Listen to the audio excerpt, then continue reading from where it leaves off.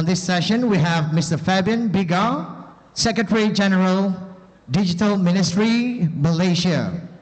We have Technologies, Hii Saan Chieng, General Manager, SiliconNet Technologies, Malaysia. And moderating this session, we have Dr. Jawing Chunggat, former President, Sarawak Dayak Graduates Association. Ladies and gentlemen, let us welcome our panelists and moderator on stage with a round of applause. Come on.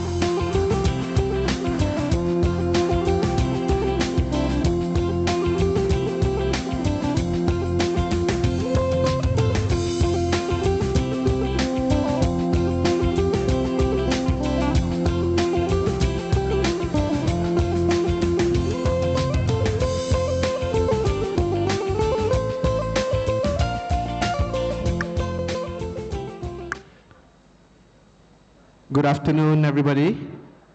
How are you this afternoon? All right. Still a bit of pandemonium going on because it's just post-lunch. So also post-lunch is usually the most sleepy time of the day. So I hope that the rest of us on stage this afternoon will be able to keep you slightly more entertained rather than sleepy. So without further ado, let me introduce myself. My name is Dr. Jawing Chunggat.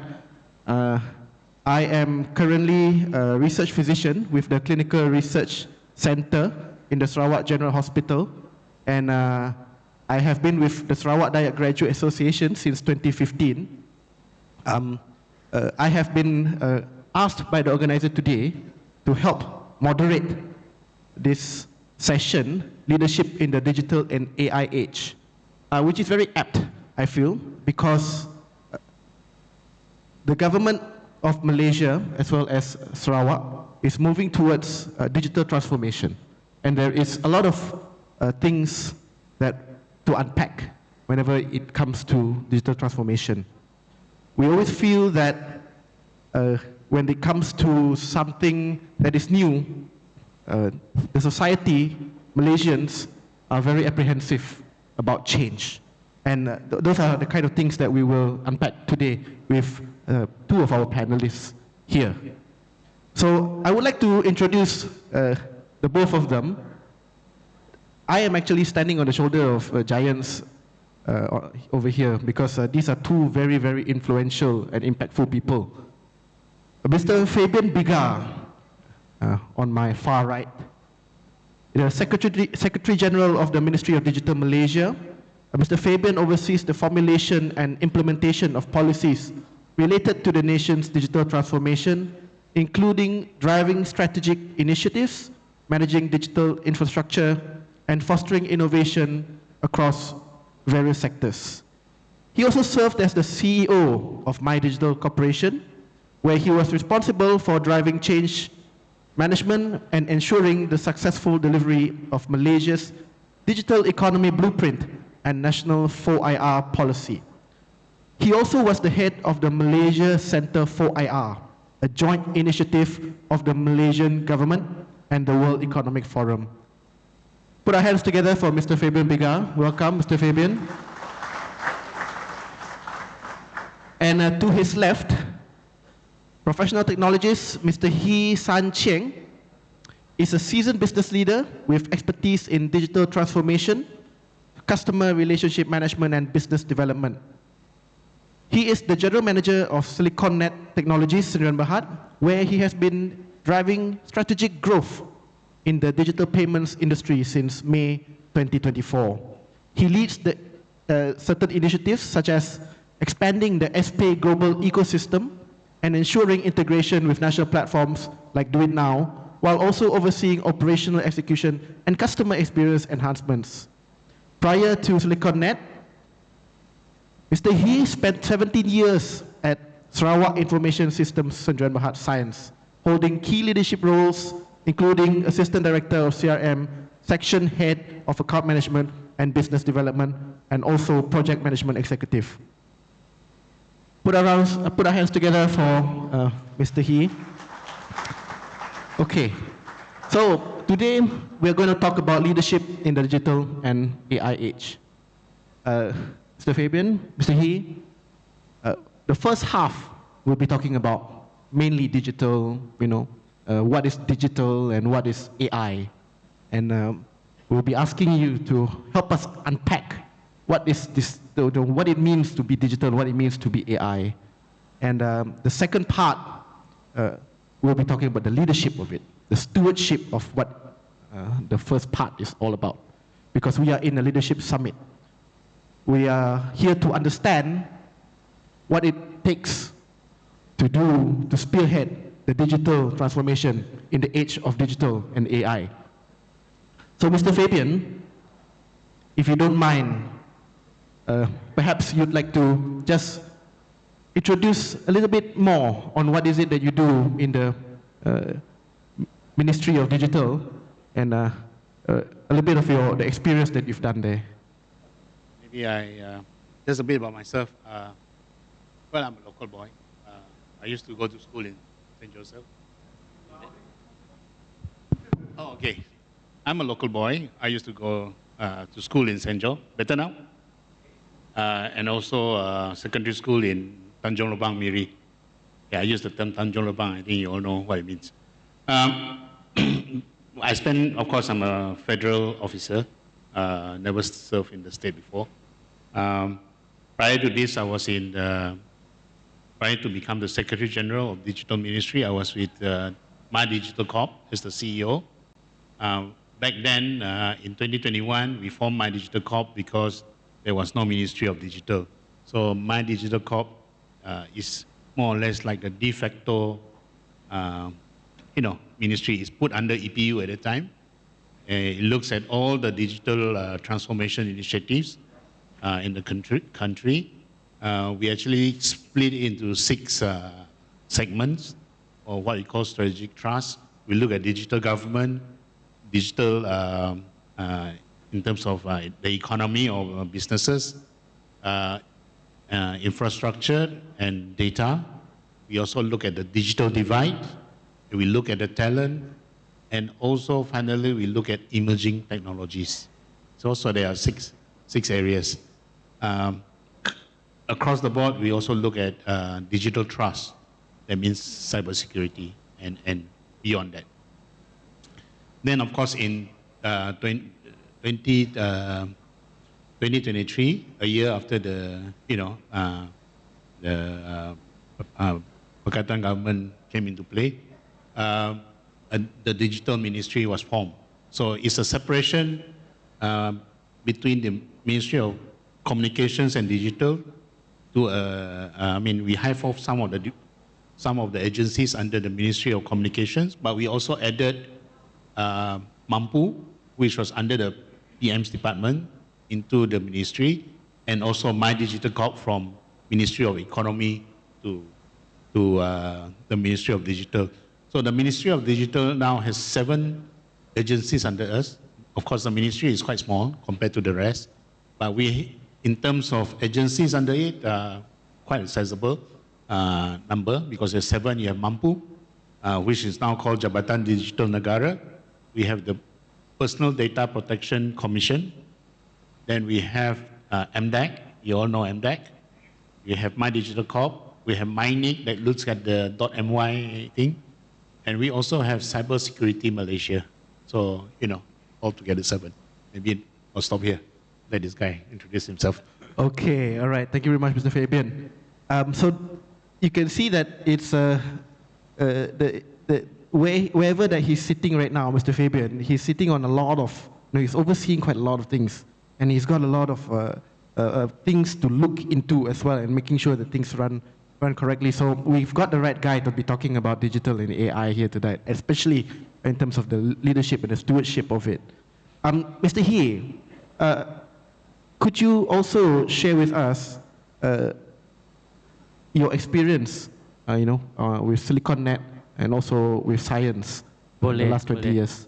Okay, first of all, thank you to the organizers. It was truly honored to be here at this particular summit. Once again, selamat petang kepada datuk-datuk, datin, tuan-tuan dan puan-puan yang mampu to be joining us this afternoon. It's really great to see you. Good afternoon again. Ini memang proven very good lunch lah, huh?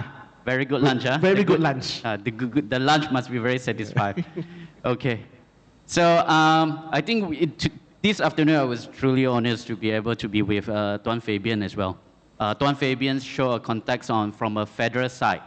As for myself, I have a privilege to be able to serve from the state side.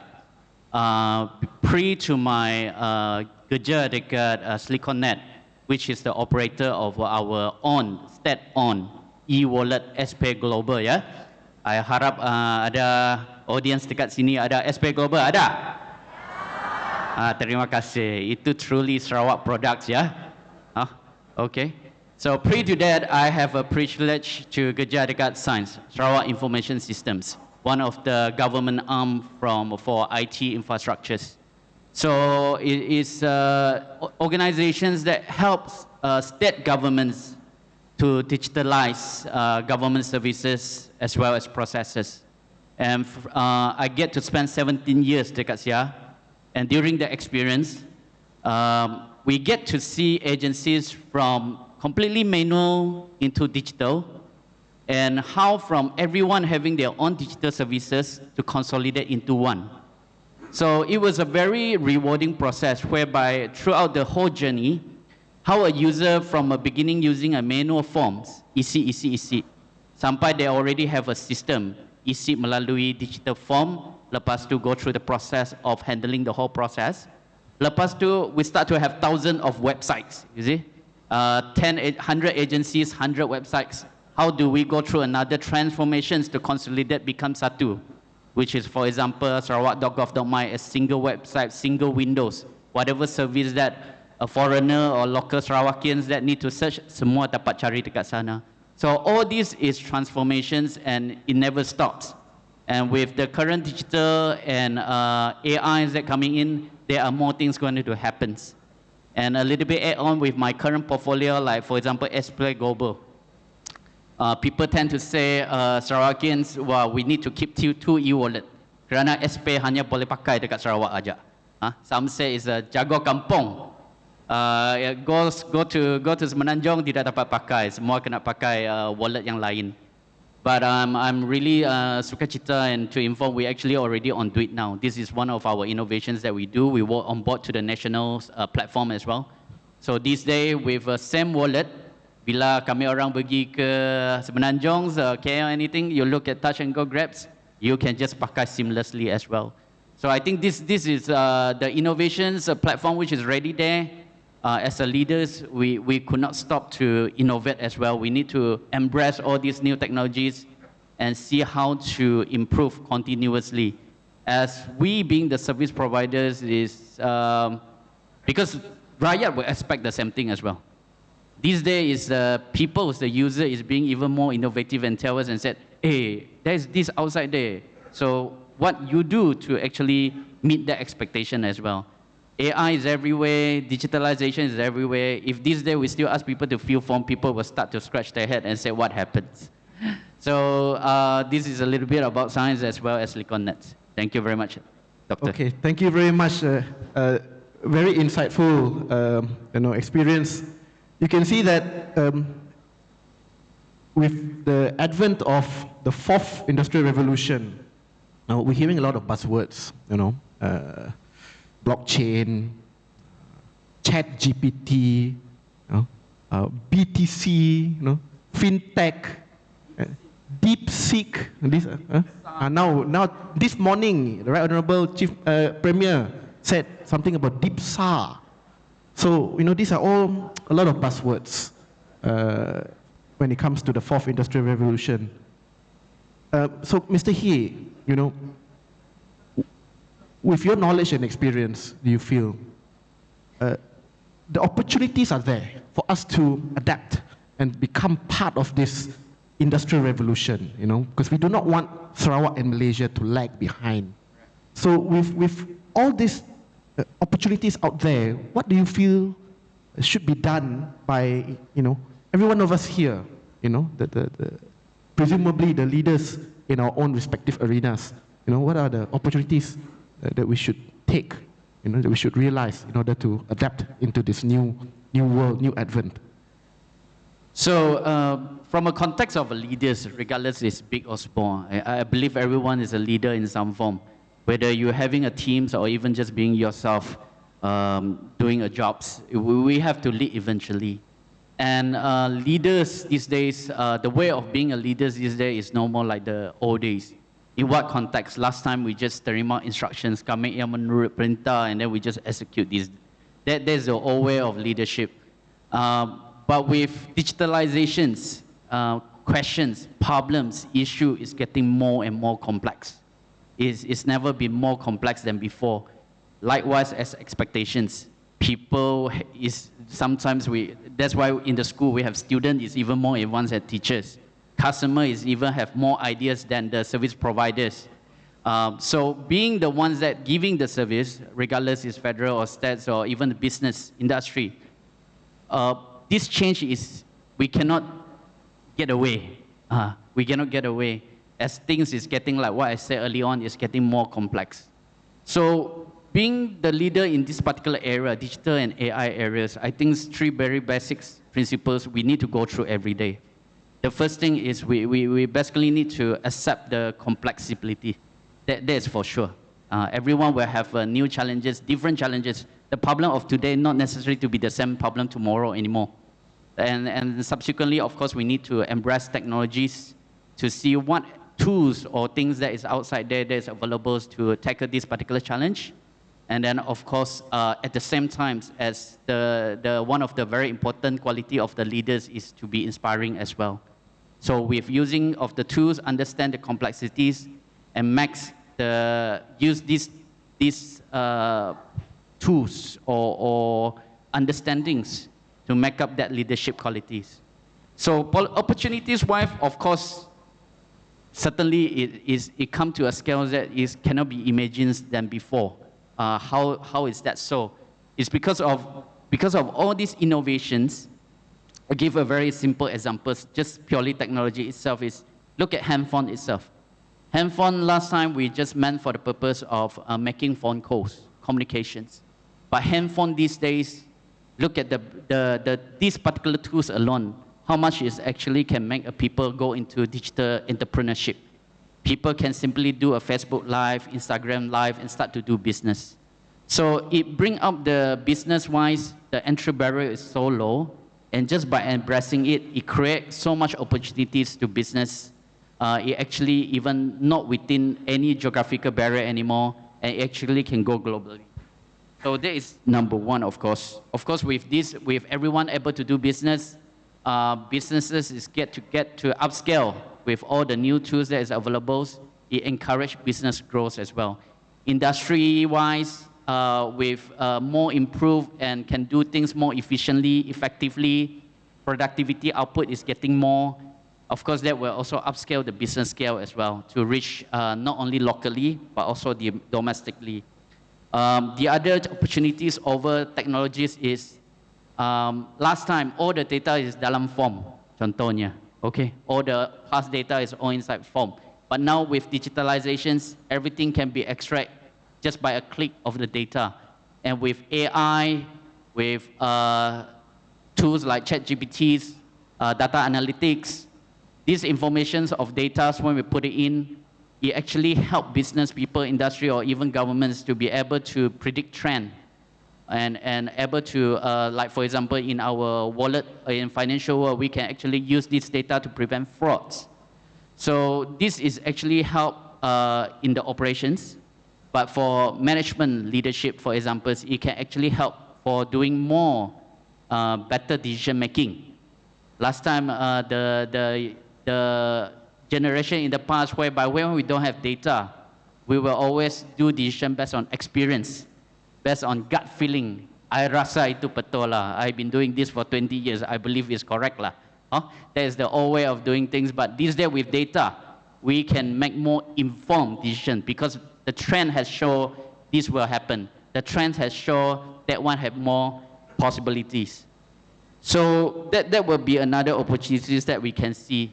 So with people being optimized over digitalizations, with government agency, with business being optimized, from a bigger context, not even just a state government, even federal governments, it has to innovate as well. It also gives the opportunities for the government stakeholders to make out even better policies, better regulatories that actually make the whole thing more business friendly, more rakyat friendly, so that things can be continued to innovate. Because a lot of times, one of the dilemma in technology world is like this.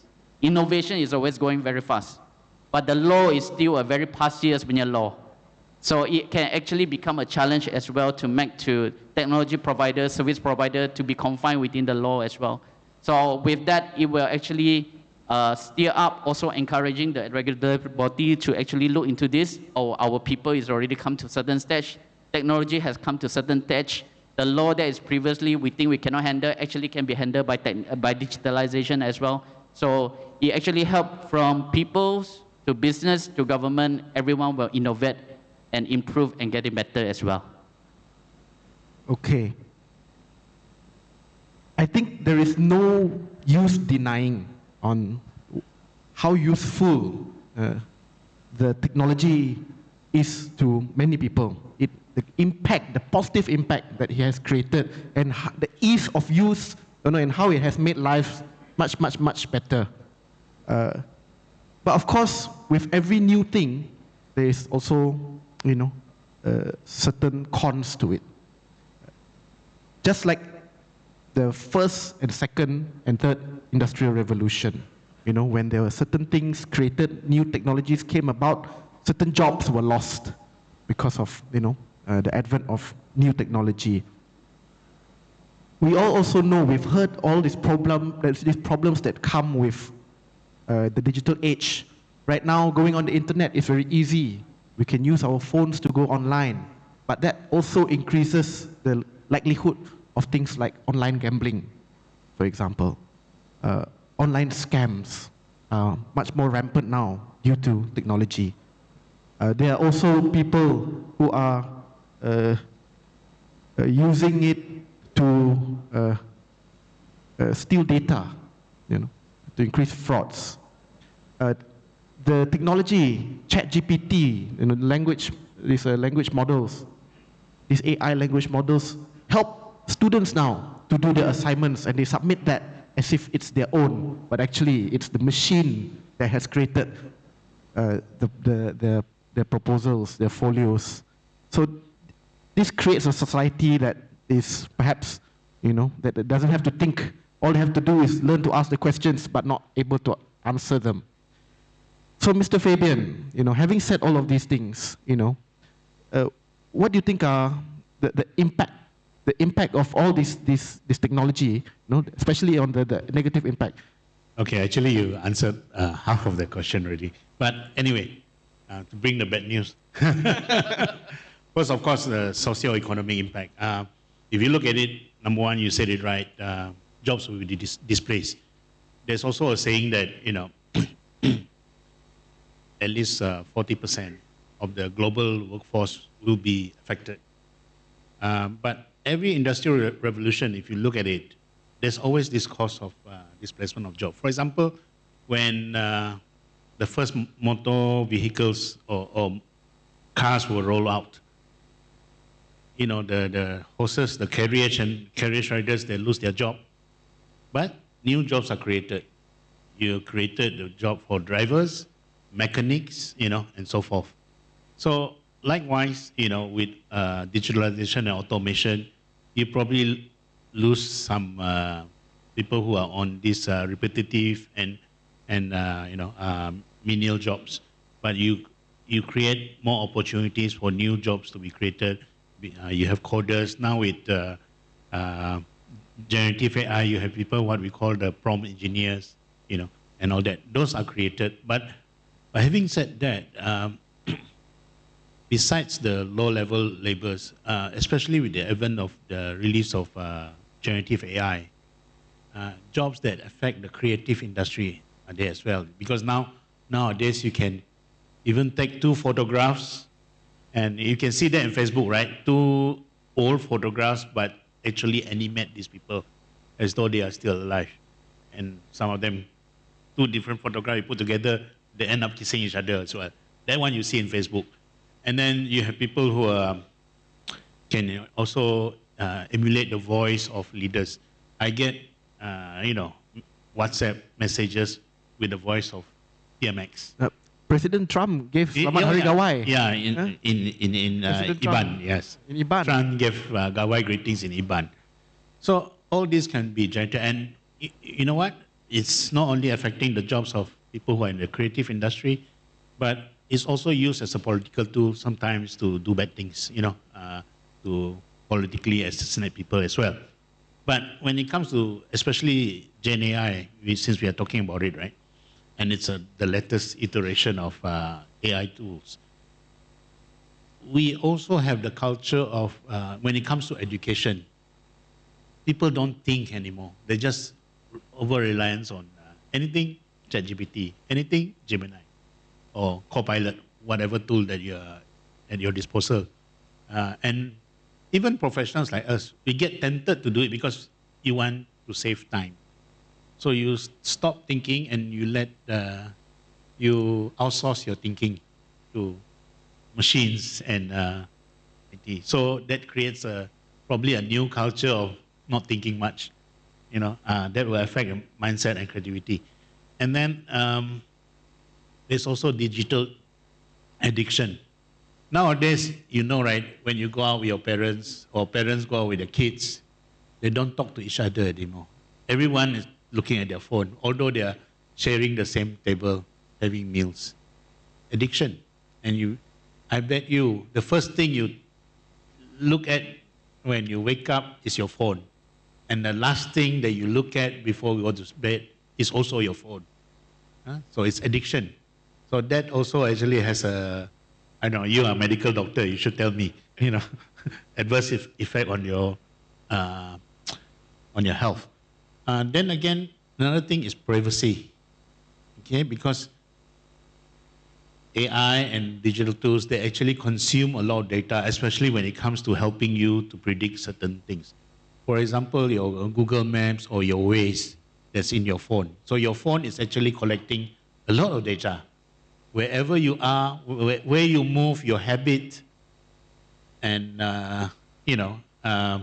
what you eat, who you're with, especially those who like to take photos of their food, and then also even what you say. Sometimes it actually record. Do you realize that when you say certain things that you think of something, then suddenly you open your Facebook app, it shows exactly those things that you advertise, those things that you were talking about with your spouse or whoever. So your privacy is gone as well, right? So there's actually a surveillance on you. And you also realize your habit. That's why Google Maps never asks you where's your home and where's your office. You don't have to key it in. The moment it looks at the pattern, it already knows, right? So all these are actually affecting our privacy as private citizens. But the only way you want to get out of this is don't use your phone. Right? So you cannot survive without that. That is also, another thing I wanted to mention earlier.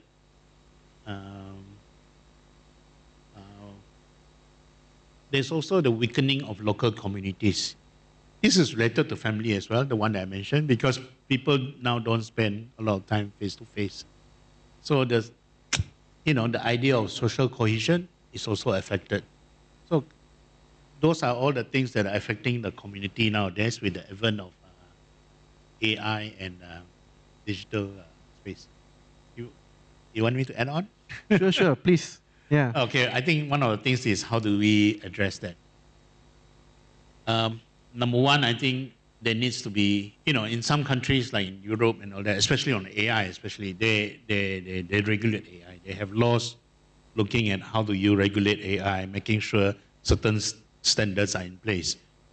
On the other hand, before the Trump administration, the US takes a very hands-off approach. So we need to figure out for Malaysia or in our region, what kind of how hard do you want to regulate these things? Because when you over-regulate, then you also affect innovation. Yeah? They always say regulation versus innovation, which one do you want? But if you don't introduce standards, the things that I just mentioned earlier will be a problem for all of us. So the government is still figuring out whether we should put just guardrails or do we actually put hard regulation on this. We have not have the absolute answer yet, still looking. But then for this year, since we are chair of ASEAN, we are going to announce that, what do you call it, an establishment of a ASEAN AI Safety Network. That means a network of AI safety institutes across ASEAN to be led by Malaysia. First, of course, we will rotate that. The idea of this AI Safety Institute is to actually exchange standards amongst ASEAN member states so that we kind of, have some idea how do we manage the aspect of AI safety. Otherwise, AI will go uncontrolled. So we want to find out how do we actually now share notes with our ASEAN members. If some of the advanced states like Singapore and all that have developed standards, then we share it across. So that's the whole idea, to address this issue. Thank you. Maybe I add on? Yes, please. Yeah. So one of the question raised, like what doctor you mentioned, whether human will replace by AI or not. Maybe the answer for that one is not obvious, but one thing is for sure is AI, people that don't use AI will be replaced by the people who are using AI. That is for sure. Because when it comes to productivities, AI will replace people or not sure. But people will for sure be replaced by people who are using AI. Because the output is more, the productivity is more, efficiency is more. So there's one hard fact that I think everyone would generally agree. The other part is, I think Mr. Fabian bring out a good point as well, whereby, for example, when technologies come in, can bring up a lot of convenience. So we always at the dilemma whether we want convenience or we want secure. How to strike the balance in between that? If we want secure, then we will have more inconvenience. But if we want convenience, for sure we will need to give out certain level of secure. So that is also one of our technology challenge in terms of sentiments. I think when it comes to trying to control sentiments, we have gone across many debates with regards to how do we ensure privacy, how do we ensure safety, when it comes to the digital world. I think the government recently, they wanted to regulate, your social media accounts, and that was met with tremendous backlash, from the rakyat. And I think this is something that is worthy of, us here, worthy for us to think about. And how is it that we start to regulate these things in order for us to ensure that we are able to maintain safety for the greater good? Must there need to be a paradigm shift in our thinking, in our ability to accept certain regulations in order for us to have a more totalitarian safety net, so that we all do not get manipulated by scammers or anything as such? So perhaps this is something that everyone here could start think about. Maybe there is a need for us to start thinking of where is the middle ground for these kind of things, because otherwise, if we do not start to think about coming up with certain rules, regulations, and concessions in terms of how much we allow people to take away from us in terms of our privacy and our safety, then we might go into a potentially chaos in the next 15, 20, 30 years, because digital transformation is exponential at the moment. So, gentlemen, I want to bring our conversation to transformational leadership, when it comes to digital and AI. We see a lot of people struggling with technology.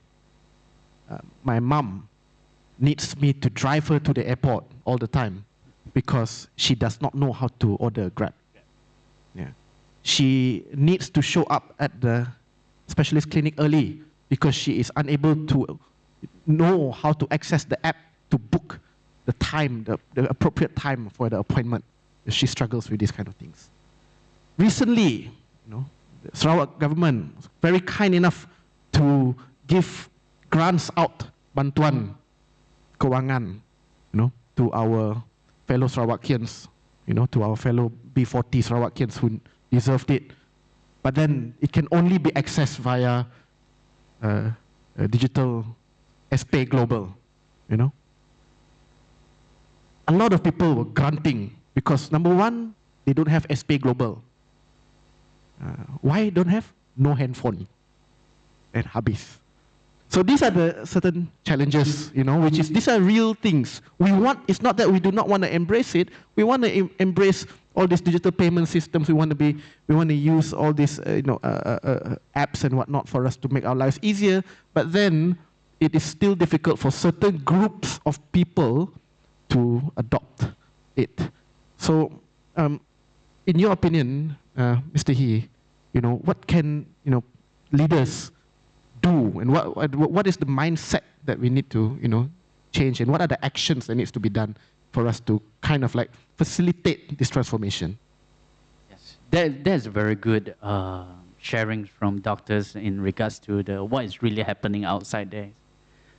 Using the bantuan as one of the example, yes, the SCAS which is we currently undertake together with the state governments to give away 250 untuk bujang, 400 untuk warga emas, and 800 to our fellow isi rumah. When it was deliberate in the state governments on this particular given of ads, we are talking about a demography of 800 over K, which is a huge group. Almost half of Sarawak. Yeah, 800 K. What would be the best methods? Of course, many method has been deliberate, whether it should be cash, should be vouchers, should be bank accounts. But either one, of course, there are pros and cons. Example, the con side, whether they will be bound to frauds, scammers. Let's say it's cash, it's going to be misuse of the act. It's supposed to be helping for essential goods, for example, as well as, let's say, bank account. Financial inclusivity is one of our state weakness as well. It's not everyone on the bank account as well. So when it comes to all these particular constraints, SPay Global eventually is one of the most optimal, probably not perfect, but it's one of the optimal one. Why? It's because it meets with our digital economy agendas. You're able to prevent fraud with all the standard financials, technologies like eKYCs, OTP things, which is inside there, which is the same standard as all the bankers as well as big players, e-wallets. And let's say we're going to do this repetitively. If we're going to have other bantuan, what else? We can use the same platforms to just last them to. They just need to learn once, and then subsequently they will be able to know how to do it. So there's a little bit on the ad side why we still go with the SPay Global. Now I come to the challenge. What is the gaps it is? Typically, they come down to 3. It does not happen just purely states, but rather inside organization as well, I would have to say. It's actually the same. The first one is whether there was an infrastructure gaps on it. Your tempat, your kampung ada line si. Kalau langsung si ada line, we do not need to even to talk about this kind of initiative. Whether you have, when it comes to digital gap, we also cover whether do you have the tools, do you have computers, do you have handphone in company. If we don't have all these basic information infrastructures, it's just like you don't have jalan, we don't talk about to go to anywhere lah. So likewise, digitalizations, this is one of the first gap. Whether you have tempat, you have line, whether you have handphone, if don't have, the first principle already gone. The second, of course, is the generation gaps. That's for sure. Demographic-wise, out of 800 Ks, we have groups that is very old. In the office, also the same. The youngsters probably will come in, they know straight away how to operate computers, how to use Microsoft Words, even some of the high-end tools, but not necessary to a certain older generation, which is IT is coming later to their world. So generation gap is another one. The third gap is very obvious, is of course the general knowledge. I think Mr. Fabian bring a very good bit of it. Yeah, you have the computer in front of you already. Do you know how to operate it? Do you know how to operate it ethically? Yes, everyone can download SPG, but do you know how to use it? Everyone can download MySET. Do you know how to do the booking or not? Everyone can download Grabs, can how to order a car or not? So these are the gaps that is for sure is going to be there. But just because of these gaps and we choose not to pursue in something greater, I think that is also a backslash to ourselves as well. As digitalization don't stop. Just because once don't know how to use or once a kampung don't have a line, then we stop the whole programs. Because out of 800, dengan sukacitanya, I am also proud to announce like more than 500,000 of people already actually successfully apply also. So it also proves in a way, it's actually a so-called a business case to us. To say when we do a scale of this much, how much actually can go through it, how much is not. The balance which is not yet success, probably we need to dissect to categorize them, they are falling into which gaps. Then we address it accordingly. So innovation don't stop, digitalization don't stop, business don't stop. We can address the majority of that probably already considered a quite success. 100% probably not at the moment, but we should not stop there. And it go back to the leadership quality that I mentioned early on. I suppose leaders in this particular area go back to the key topics that we are talking about. That's why we need to understand the complexities. We want an easy way, of course, go with the cash easy lah, pakai manual form easy lah. But understand the complexity or not. Is that a better way to do it or not? Imagine we do it SP Global for the first time. Very painful. Everyone cannot get the handphone, find a live, cari kedai, learn how to scan and pay to some of us, which is already a norm. They're probably difficult. But once they learn once, they go through the motion. Lain kali ada bantuan kedua, ketiga, if God allows, it will be seamless to them already. Everyone will have to go through that first times lah. And we just need to embrace to these particular gaps, demographic that having this gap challenge. We need to, being a leaders, we need to teach them to embrace the innovations. For example, doctors, you probably need to explain to your mom why you have to learn. How to learn, maybe long, short, that one is subjective, but why I need to learn. So it's just likewise for the right noble premiers when they choose government, state government to choose SP Global as an option. It's basically everyone is forced to learn. Once you learn the motions, the way of doing it, how to do a e-wallet payment to us, which is so normal these days, but some is very challenging. But once you go through the motion, my mother, for one example, at first he also very reluctant with e-wallet. But I said, my monthly allowance giving to you, no more cash, I will only give you e-wallet. Then by part, he also kena pakai juga lah. All right? So last but not least, of course, with that, I think as a leader-wise, understand the challenge, embrace the innovations which we force people on. We also need to be inspired as well. Continue to tell them what is the reasoning behind of doing this. There's a reason of doing this. Once people understand the reasoning, see the benefit of it, convenience of it, I'm sure it's not an issue to be on board. All right? Of course, government also need to do our part lah. Like for example, tempat yang si ada line, that is not something for individual to settle lah. That is the state government, federal side will have to look into it to make up the infra side. All right? Thank you very much. So Mr. Hii is speaking to all of us, you see. You know, he's looking at me, but he's actually telling all of you as well. I think the core of what he was saying is that we don't backtrack simply because there is difficulty in adoption of this technology.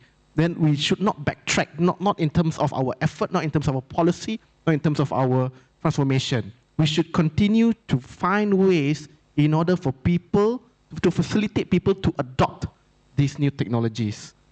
There are certain things, especially, there are some political leaders, some YBs, who are kind enough to set up the Pusat HIKMAH, to help sign up all these people in order for them to have a Sarawak Pay account.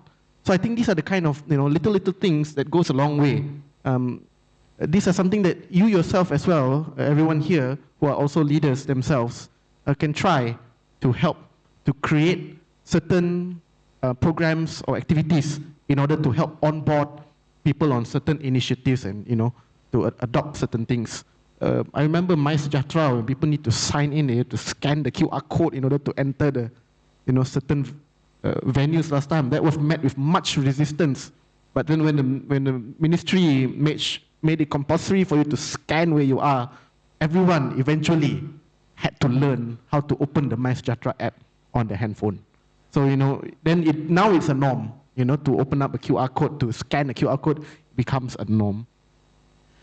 Moving on to the next thing, Mr. Fabian, you are in the Ministry of Digital. You have been in various government agencies. I'm quite sure you have also helped oversee certain government policies, certain government initiatives that with regards to digital transformation and adoption of this digital technology. And these are all, we've heard it before. The digital economy blueprint, the National Economic Transformation Letter, PCDS 2030, is all words on paper, or words on a PDF file, okay?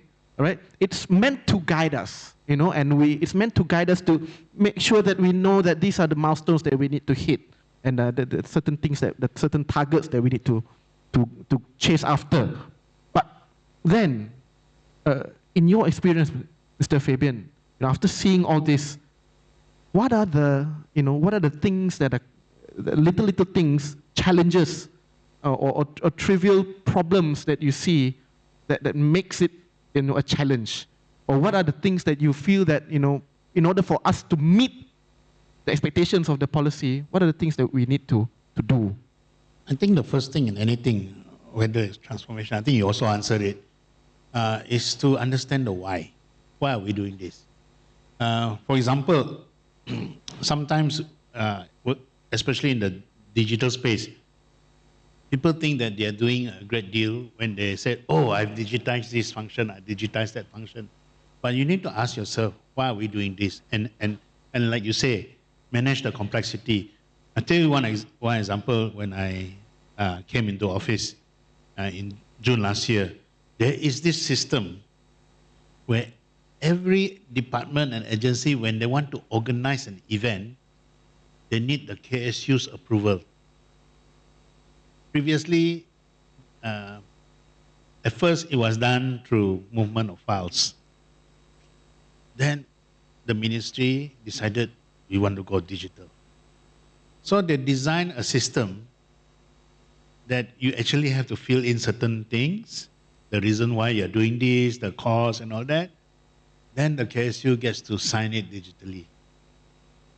When I got in, I find it even takes longer time to fill the form than to write on a piece of paper. So I asked them to discontinue it. No point. So hence, I think the number one thing is, why are we doing this? Is it going to make your life easier? Is it going to make a significant transformation in the way you do business or not? If it's not significant, let's focus on things that matter, right? So people talk about digital transformation. The word has been used quite a lot. But I think it's not actually giving a very accurate picture, because it should be business transformation.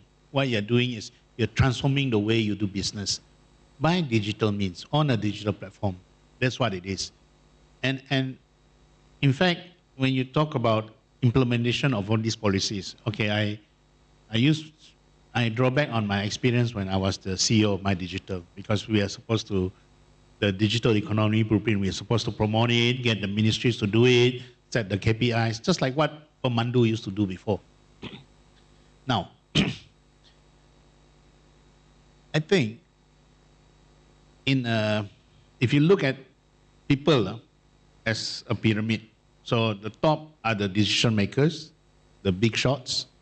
The middle are the professionals, the engineers and all that.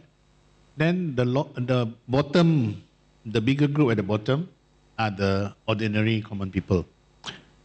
If you look at the situation now in Malaysia, maybe in also other countries, the bottom, there's a lot of awareness program. Government have all this AI for rakyat lah, all these things to introduce to people, to get people to embrace digitalization or AI. Then the middle stack is the professionals. These two, you will see a lot of courses, some university courses, some what we call boot camp courses, 2-3 weeks, then you become, you get certified and all that. There are programs around. Of course, we want more. But the top layer, this is where the problem lies. Because a lot of those at the top, of course, they look at it, oh, it's a popular term, digital transformation, blah, blah, blah, everything digital, AI, and that. But do they know actually what it means? Because they may confuse it with technology. You just adopt the technology, but it's not. It's looking at business transformation. My experience at that time, when I go to visit some government departments, director generals, every time, when you want to engage them in a conversation on digital transformation, talk to my IT department. Don't talk to me, talk to my IT department. That's the problem. So we need to change. So hence, actually, I know just now the organizers also looking at Leadership Institute. We actually have a program. In fact, the first cohort, we got 10 Sarawak civil servants to come. But after that, they stopped coming. I don't know why. We actually pay for it. We subsidize it. For civil servants, we don't collect any tuition fees. There is this program called Executive Digital Leadership. I'm not trying to sell it, but it was done by My Digital. It's still running, I think 5th or 6th cohort, to introduce leaders, especially the C-suites, that means the CEOs and Director Generals, to digital transformation. It's a 3-month program. We work with Asia School of Business, so hence we have access to MIT professors. Of course, you have to, 9 days out, 3 months are physical, have to go to Bank Negara because our Asian School of Business is a product of Bank Negara. So these are programs, I'm not trying to sell, but these are programs that we can introduce even at the state level. I'm sure once you have this Leadership Institute, you have a executive digital leadership program as well, to actually make leaders understand what it means by digital transformation. I think that's very key. Because if the leaders don't buy it, whatever programs you have will not work. Thank you. So, policy will remain on paper unless there is acceptance from everyone, especially the top. So everyone sitting in the C-suite, it's best to have them at least go through some form of a course or introduction to what it means to adopt this digital transformation and whatnot. Constantly, update yourself, update them. All right, so this is definitely something that worth looking into, especially for us in the Sarawak Dayak Graduate Association, where we have 2,800 members, and there are a lot of them in the senior positions in private and public institutions. And why don't you actually run a workshop for the cabinet, state cabinet? If the Ministry of Digital is able to support us, we'll be more than happy. State government can support you also. The KSU, the state government out here, KSU, Digital Ministry is. But that is definitely something that we will look into, Mr. Fabian, because we feel that everyone has a role to play, and CSO like ourselves, we realize that in order for us to move in the direction as per PCS 2030, everyone needs to work in synergy. So now we are at the end of our session. However, I think we may have time for one question if anyone wants to. A very enthusiastic person here wants to ask a question. One question, yes. Can we have a microphone over here? First row.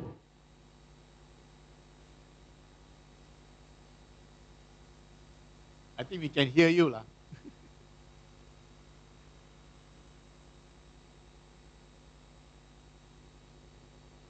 Okay. Good afternoon, everybody. Everybody awake? Yes. Oh, beautiful people. You see, I am Dennis Tan, the president of Sarawak Gerontology and Geriatrics Society. Gerontology meaning old folks. Orang tua. Warga emas. Warga emas. Orang Golden lama. age. Warga Golden emas. age. Tapi kita tengok ini orang tua lagi poco-poco. Meaning our gerontology is for the older one but sehat one. Okay, let's put it aside for a while. Thank you very much the group of your panel, Mr. Fabian, Mr. Hii, and Dr. Jawing. Ini datang ni. Kurang belengian. Oh, sama tu kami kampung tu ya, ya. Okay, nanti awak. I caught 3 words that they have been talking about the whole afternoon. One is transformation. The other one is challenges. And third, rayak impact. Because the rayak impact involves us. Because we are the elderly. Because in most cases, who wants to know all those ding ding dong dong thing of the digital vocabulary? We do not want to do that. We are concerned with our grandchildren only. We are concerned with all the simple things in life that we are now in that position to enjoy life in. So it makes a lot of difference between you all here. Anybody older than 75 years old? Hands up, please. Ada. Oh, nada ya, doktor. Ada. Ya, ya. Ada. Ah, ada. Kawan. Hi, there, you are in my group. We are the older people. But let's one day go pocho-pocho, ya, ya. So you see, what minority that 2 of us made between all of you here. What percentage would you say? 1%. But mind you, the elderly is going to be 10% of the population of Sarawak or in Malaysia. And our minister has put up 2028 that Sarawak will be an aged state, which is 2 years earlier than the federal target. But let's forget about that. The 3 words, transformation. I would say the transformation does not include that business transformation. I would say the transformation between an illiterate mental attitude and fortitude for the digital thing to a literate standards. But I'm not bringing that standard at par to all of you here or any one of you here who are so young and so knowledgeable and able to adopt and adapt. I'm talking about the elderly here. Orang tua, look at my face. Tua, older, your father, your grandfather, your mothers, and your grandmothers. These are the people we must be concerned with. Correct, yeah, Mr. Panels? Betul. Can we have the question? With the second guy is already standing there so Okay. long already. Let's not talk about the challenges, you know. We're waiting for the question. Let's talk about the rayak impact. That's us. So, my question is, Yes. what are we going to do to bring this knowledge down to the root cause of what had happened on the transformation of the digital community that is coming up. We have got to face it. So we need to look for leaders. We need to look for leaders like me. Yes. Itu dia. Who is committed. Yes. Paksao. So, Who are committed and want to make things happen. You don't get many around the society because I'm sure, because I've been looking for them. I'm too tired to carry on, so we need young people. So what are the steps we must take to bring this knowledge down to the roots? Okay? Thank you very much. Paksao. thank you. Thank you for the question. So the question is, what are the strategies that we need to take in order for us to ensure that these buzzwords, this transformation arrives to all layers of society, from the young to the elderly. So, Mr. Fabian. Maybe I do one, then you continue with what happens in the state.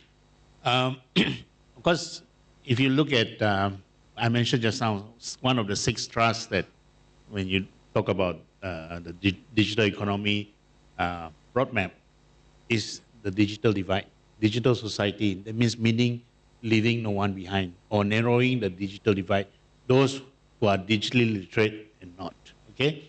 At the federal level, we work on this through the Ministry of Women and Society. So they lead this trust. Number one is, of course, awareness programs, because there's a lot you can do. We go down to the ground, we get, companies like those who are in e-commerce, for example, Shopee. Okay, I'm not promoting brands, but these are real programs. We go down to the ground because we are trying to get people on board on the e-commerce side. That's how, especially the rural folks. Of course, sometimes you have challenges in terms of infrastructure, but in Semenanjung, not so bad, you actually train them how to use, your device to take better pictures, to sell, so that they can participate in e-commerce. That's how they increase their income, And along the way, we also reach out to those who are of a different age category, because this is how we reach out to the ground. So we don't do it ourselves. We use agencies like MDEC, but MDEC also actually partner with, let's say, Shopee, whatever, all these technology companies. They do that, okay?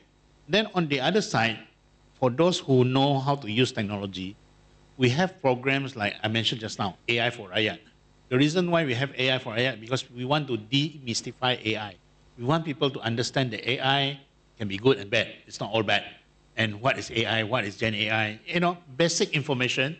And when we design AI for Rakyat, it's pretty inclusive, meaning the language is easy to be understood from someone who's at school, kindergarten to an elderly person. In fact, that's how we know. We also track when they register, see which age group they are. And we can see from the various age group. And we introduce programs like that. Programs that people can understand is actually easy enough for people to understand. So we now have a website. Hopefully we will populate with more programs called Rakyat Digital. Visit it, attend some of the so-called online courses, but it's at your own pace. You don't have to worry. You can check in and check out anytime. For Rakyat, probably you spend about 3-4 hours, the total program, then you get some form of recognition and complete the course. There are also other programs like cybersecurity for Rakyat, data onto Rakyat, what is generative AI, programs like this. They are actually free ones, and the Ministry of Digital actually is providing them as well. So over time, we will partner with people to actually populate the content. AI for Rakyat, we work with Intel. Cyber Safe for Rakyat, we work with Cybersecurity Malaysia. So that to introduce all these concepts, the ones that you call ding dong, right? Those terminology. Actually, there are programs like that. Of course, maybe our fault is we don't market it enough. Yeah, normal lah. Government selalu buat banyak benda, tapi we don't sell it enough. You know, but there are programs like that. There are actually activities carried out by either my ministry or even Kementerian Wanita. You know, at the federal level. I'm sure at the state also you have outreach programs like that. Yep. Okay.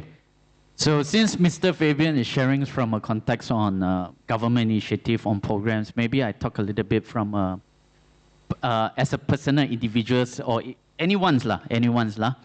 I still can recall, Uncle, for example, I look at you, you look at your smartphone, you pun boleh tak tak tak tak tak tak tak tak tak.